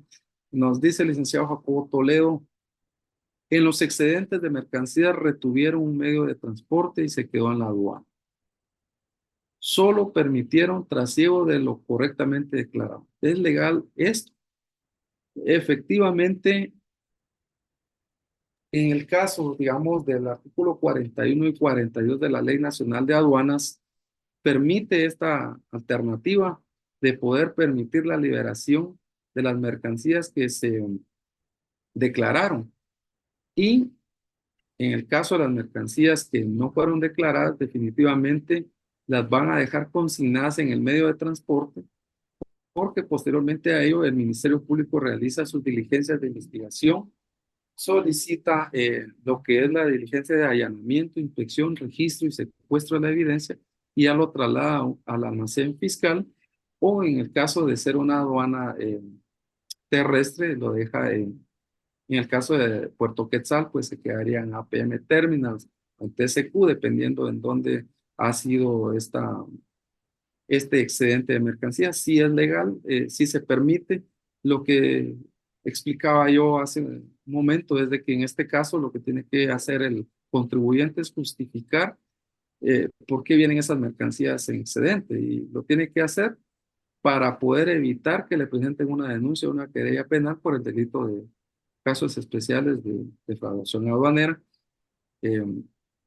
y con ello pretender un obstáculo a la persecución penal como lo es la cuestión prejudicial. Para responderle al licenciado Jacobo Toledo, y ya tenemos por acá nuestra Licenciado, anfitriona. ¿me gusta? Ajá. Sí, muchas gracias, que tuve problemas con mi cámara. No se preocupe. Estaba leyendo las preguntas, no sé si usted continúa para que Sí, vayamos dando respuestas. sí, igual muchísimas gracias, doctor Soto, por contribuir a que los participantes enriquecieran sus conocimientos en cuanto a las actuaciones del abogado defensor en los delitos tributarios y aduaneros. Y ahorita vamos a continuar con las preguntas. Por aquí tenemos varias. Lilibet Cardona nos consulta cómo se consiguen los documentos de importación cuando la distribuidora del producto no los brinda y en el caso de que la distribuidora sea hondureña. Esta pregunta es importante porque Lilibet lo que nos está consultando es cómo se consiguen los documentos de la importación. Tenemos que tener en cuenta que el documento que ampara la propiedad de una mercancía es precisamente la factura. Pero en el caso de que el importador o proveedor en el extranjero no le brinda al importador esta información, básicamente lo que tendría que hacer el importador es crear la posibilidad de declarar a través de una declaración jurada el origen de las mercancías y presentarla a la administración tributaria para poder acreditar la propiedad de las mismas. Como lo dije al inicio, la declaración jurada es una declaración jurada en la cual la persona bajo juramento y enterada del delito de perjurio declara que adquirió esas mercancías en territorio hondureño y que la está importando a territorio guatemalteco, pero que carece de la factura comercial, pero que a través de la declaración jurada acredita la legítima propiedad de dichas mercancías. Muchísimas gracias, doctor. Por aquí también Moisés García nos consulta los delitos de propiedad intelectual, ¿cómo se abordan?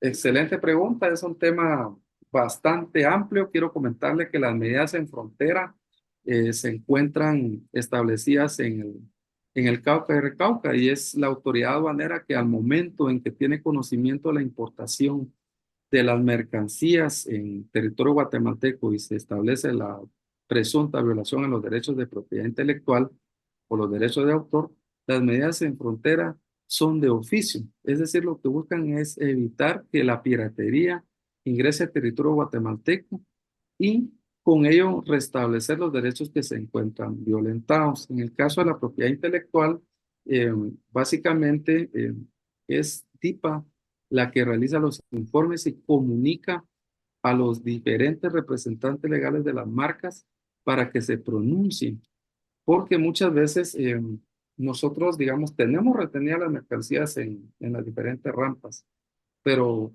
pasan 10, 15, 20 días y no tenemos comunicación si se denunció el hecho. Entonces, si yo tengo un cliente que me ha comunicado que trae mercancías presuntamente violan los derechos de propiedad intelectual, lo primero que tengo que hacer es apersonarme a la Fiscalía de Propiedad Intelectual y verificar si la marca X ha presentado una denuncia en contra de ese contribuyente. Esperamos los 10 días y una vez finalizado ese plazo de los 10 días, no tengo aquí a la vista el artículo, pero si me lo permite, más adelante se lo voy a compartir. Una vez que vence ese plazo, tiene que solicitar que continúe el despacho aduanero en virtud que la marca que se presume que es la afectada no hizo uso del derecho de presentar la denuncia correspondiente. Con ello, pues obviamente el despacho aduanero debe continuar y las medidas en frontera se deben de levantar. Tomemos en cuenta también que la ley de propiedad intelectual tiene la regulación especial que en este tipo de delitos, por considerar que son delitos de acción pública dependiente de instancia particular, en su artículo 208 establece la posibilidad de poder llegar a un acuerdo extrajudicial con la marca y es a través de la suscripción de convenios en los cuales se haga el resarcimiento de los daños de la presunta violación de esos derechos, en la cual el representante legal de esa marca, digamos, desiste de la acción penal y con ello presenta el convenio y el Ministerio Público desestima la denuncia. Una vez desestimada la denuncia, hay que tener en cuenta que la consecuencia de importar mercancías que violan los derechos de propiedad intelectual es la destrucción, porque regularmente el hecho que importemos y paguemos a través de ese resarcimiento no implica que podamos disponer de esas mercancías, porque las marcas pues obviamente lo que buscan es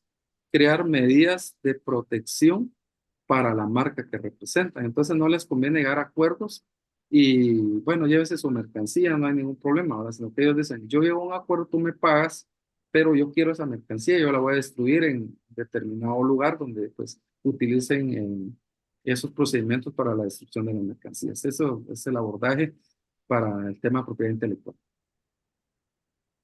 Perfecto, muchísimas gracias, doctor. También por aquí Nos consultan, en los casos en los cuales esos documentos que justifican el excedente no son enviados, ¿qué se podría hacer o realizar? Bueno, básicamente el proveedor muchas veces cuesta que colabore con el contribuyente en Guatemala. Entonces, lo que debe de realizar el contribuyente es buscar la forma de poder llegarle al proveedor en el extranjero, dependiendo del país de origen de las mercancías o de donde se están importando, eh, documentar la negativa. Por ejemplo, en Guatemala uno de los problemas que tenemos es que cuando vienen de China, por no tener una embajada china en Guatemala, es bien difícil poder tener ese acercamiento con la misma. Entonces, lo que hace el proveedor es que le manda por correo una carta en PDF firmada y sellada, y con eso el contribuyente justifica en qué consistió el error y pide a la administración tributaria que se tenga, uno, por acreditada la propiedad de las mercancías, y dos, que se tenga por justificada, y tres, que se autorice rectificar las mercancías, porque realmente lo que busca es pagar los impuestos. Perfecto. Muchas gracias, doctor. Tenemos otra pregunta sobre excedentes, la que nos consultan qué pasa cuando el expediente ha finalizado en la vía administrativa y confirman el excedente. Conozco un caso donde fue rojo, selectivo rojo, me imagino. Se aceptaron las pruebas de valor y luego la SAT a los 2 años presentó facturas apostilladas que no coincidían con las del importador e inició la persecución penal. ¿Qué sucede en estos casos? Bueno, recordemos que la fiscalización que realiza la administración tributaria está sometida a un plazo, y en este caso entiendo yo que fue una verificación a posteriori que realizó la administración tributaria, en la cual estableció que los valores declarados para efectos aduaneros pues habían sido disminuidos. Entonces estamos hablando de un caso especial de defraudación aduanera, en la cual el contribuyente, digamos, declaró un valor inferior a los valores realmente pagados o por pagar en el país de origen. Definitivamente, en este tipo de casos tenemos que tener en cuenta la prescripción de los delitos tributarios aduaneros. Estos prescriben por el, digamos, el plazo doble de la pena que se le tenga que imponer. Según lo que escuché, eso sucedió hace 2 años, y posterior a los 2 años se reaperturó, digamos, la, la fiscalización. Es un derecho que tiene la administración tributaria de poder requerir a través del proceso penal que se evadió dolosamente el pago de los tributos, y es a través de ese proceso penal que la administración tributaria deberá acreditar cómo obtuvo la información que le fue suministrada en el extranjero. Tenemos que tener en cuenta que el debido proceso y el derecho de defensa no se pueden violentar, y si se obtuvo esos documentos de forma ilegal, la ley establece en el artículo 182, si no estoy mal, en cuanto a la prueba ilegal del Código Procesal Penal, la cual no se deberá tener como prueba legítima dentro del proceso penal. Entonces, en ese caso, el abogado, digamos, que lleva el proceso, tiene que tener en cuenta eh, 183, solo para rectificar, es en relación a la prueba inadmisible. En el 183 del Código Procesal Penal se debe de verificar cómo se obtuvo esa prueba, ¿verdad? Si hubo una autorización judicial, si fue una colaboración voluntaria que el proveedor envió esa información. Perfecto, muchísimas gracias. Doctor, por aquí nuestra otra pregunta es, buenas tardes, una consulta. ¿Cómo identificar los riesgos aduaneros en las importaciones y cuáles serían las recomendaciones? Bueno, uno de los principales problemas que existen en el comercio guatemalteco es de que lamentablemente las empresas y sociedades mercantiles no tienen una logística aduanera debidamente establecida. Es importante contar con una empresa que preste el soporte a estos importadores, por alusión, ¿verdad? Transexpress, que se dedican a comercio exterior, porque son entidades que básicamente tienen los conocimientos, poseen el personal adecuado que les va a servir para poder facilitar y llevar a cabo el cumplimiento de sus obligaciones tributarias. Lamentablemente, el contribuyente siempre busca opciones que no tienen, digamos, un respaldo. Y por eso es de que al final termina pagando 3 veces más de lo que pudo haber pagado si hubiese tenido una buena asesoría, como en el caso de TransExpress, pues sería una alternativa para que pueda considerar cuáles serían las estrategias, por ejemplo, en la logística de importación, en el proceso de verificación inmediata, los auxiliares de la función pública aduanera, los auxiliares, en este caso el agente aduanero, los auxiliares del agente aduanero que están debidamente acreditados para que puedan llevar a cabo el examen previo a las mercancías, aunque hace ya un par de días, me recuerdo que el licenciado Yurrita nos decía que lamentablemente el examen previo pues no se lleva a cabo, a pesar que es una garantía que está regulada en el Cauca de Cauca, pues lamentablemente los contribuyentes por lo oneroso que es, pues no lo hacen, ¿verdad? Entonces, sería de buscar una empresa como lo es en este caso Transectos que pueda brindar esa asesoría de logística y que pueda establecer cuáles son sus debilidades y fortalezas y en el caso de las debilidades, cómo poderlas fortalecer y evitar que la administración tributaria eh, emita hallazgos o le emita ajustes que puedan perjudicarle en el desarrollo de sus actividades de comercio. Muchísimas gracias, doctor. Aquí tenemos una pregunta un poco más larga. Dice, buena tarde, estimado doctor. Es en un caso donde se colocó un número de placa por error y se corrigió antes de que diera firma. La placa correcta, al llegar a frontera, al revisar la DUCA, que sí llevaba la placa correcta, pero en el sistema apareció la placa que por error se puso al principio. Se solicitó la rectificación y fue concedida. Se corrigió y se pagó la multa y le dieron levante. Como era una reexportación, no existe perjuicio de tributos, solo fue el error de digitación y en la transmisión con un número de placa. ¿Cómo se puede defender este error en caso que prosiguiera el caso, verdad? Sí, tenemos que tener en cuenta que en el caso de los delitos tributarios aduaneros, eh, el tipo penal lo que regula es la intención dolosa de evadir los tributos. En este caso estamos hablando que fue una omisión o un error humano que al final concluyó con una autorización de rectificación de conformidad con el artículo 333 del recaudo. Y de esa cuenta, pues al considerarse que era un error humano, no existe la posibilidad de la comisión de un hecho delictivo de conformidad con lo que establece el artículo 1 y 2 de la ley contra la defraudación y contrabando aduanero. Aquí, básicamente, si le autorizaron rectificar, el contribuyente debe estar tranquilo de que no hay ninguna acción posterior que pueda afectar el desempeño de sus actividades comerciales, como lo es la presentación de una denuncia o una querella.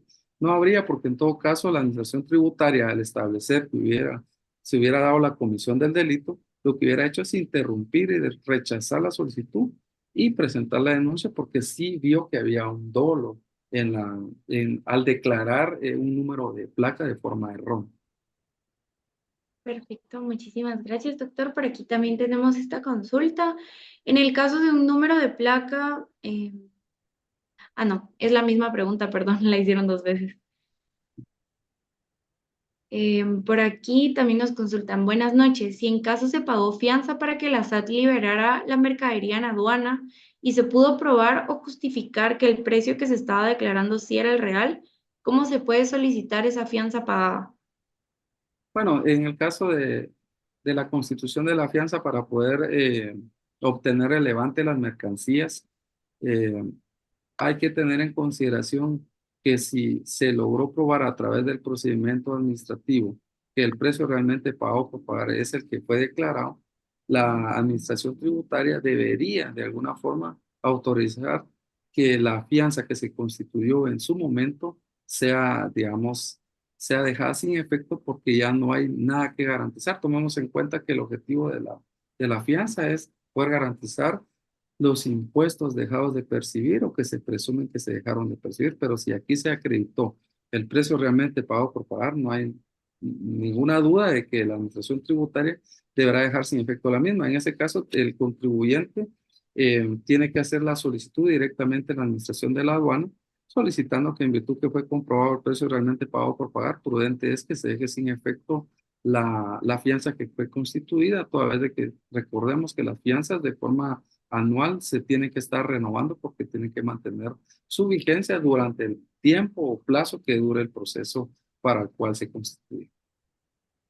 Ok, perfecto, muchas gracias, doctor. Y nuestra última pregunta la realiza Evelyn Orellana, en la que indica en qué artículo indica que el medio de transporte también es consignado.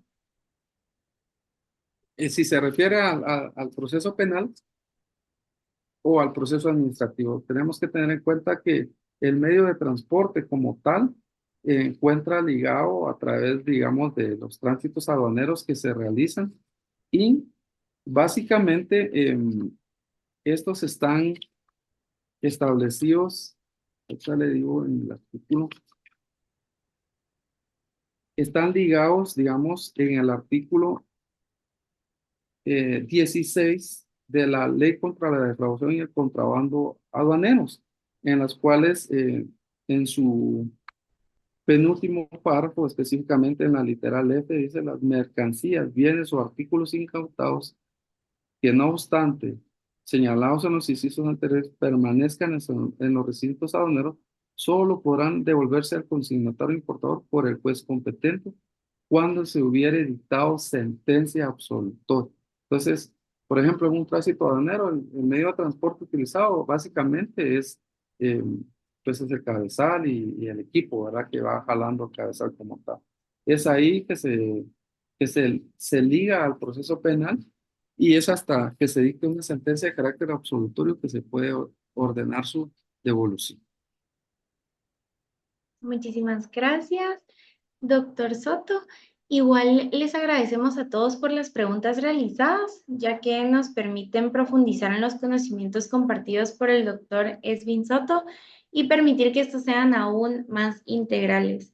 Y nuevamente le extendemos nuestro agradecimiento al doctor Soto por su tiempo y buena disposición para permitirnos aprender más acerca de este tema. Previo a finalizar la exposición, el licenciado Ediobed Marroquín dará unas palabras de agradecimiento a nuestro expositor, junto con la entrega de un reconocimiento por su ponencia en este webinar. Les cedo la palabra al licenciado Marroquín. Buenas tardes, María Fernanda, muchas gracias por cederme la palabra. Buenas tardes a cada uno de los participantes en esta oportunidad. Gracias, doctor, por aceptar la invitación de parte del equipo de Transexpress para poder contribuir con esta comunidad logística guatemalteca que siempre está anuente a adquirir nuevos conocimientos, ¿verdad? Desde aproximadamente 3 webinars anteriores logramos hacer coincidir a distinguidos profesionales, expertos en las materias tributarias y aduaneras, ¿verdad? Y hemos obtenido muy buenos comentarios de parte de los participantes en cuanto a la necesidad de poder indagar un poco más en estas materias de tipo legal que son tan especializadas. Es por ello, doctor, que tuvimos a bien el poder participarte para que nos pudieras acompañar, de lo cual estamos profundamente agradecidos. En nombre del equipo organizador de los webinars de Transexpress, te damos un especial agradecimiento y queremos hacer entrega de un reconocimiento, el cual dice de esta manera.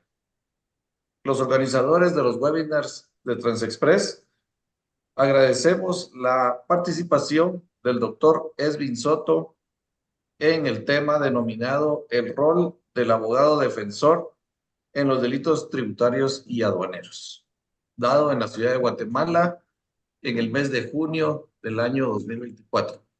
Muchísimas gracias, doctor, por tu aporte a esta comunidad logística. Esperamos en un futuro cercano poder realizar otro evento con este nivel, ¿verdad? Que tú manejas en el tema legal. Muchas gracias a todos los participantes, gracias a cada una de las personas que planteó sus inquietudes. Gracias, María Fernanda. Gracias a la doctora Casayas en la introducción del evento. Muchas gracias a todos. Que tengan una excelente tarde. Doctor, si quiere dar algunas palabras, puede. Gracias. Gracias, María Fernanda. Muchas gracias al licenciado Obed Marroquín.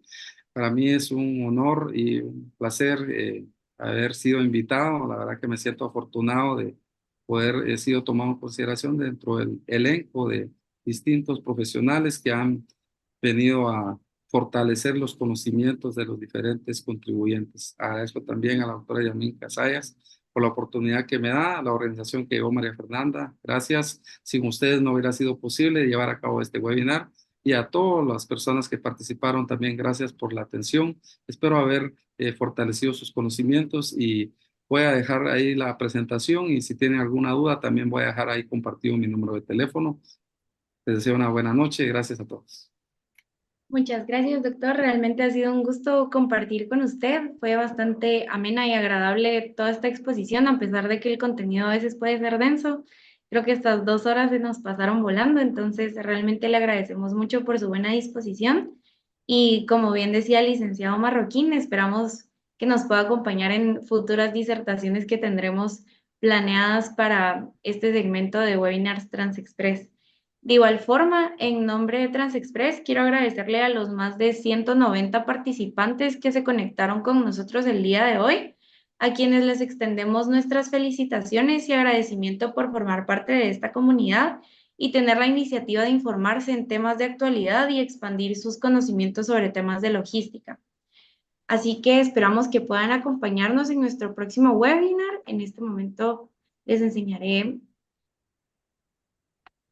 la invitación, el cual se denomina certificación de origen en el marco de los acuerdos comerciales vigentes para Guatemala, el cual se llevará a cabo el 19 de junio a partir de las 5 de la tarde con la exposición de la licenciada Clara Luz de Lucero, docente universitaria especialista en comercio exterior.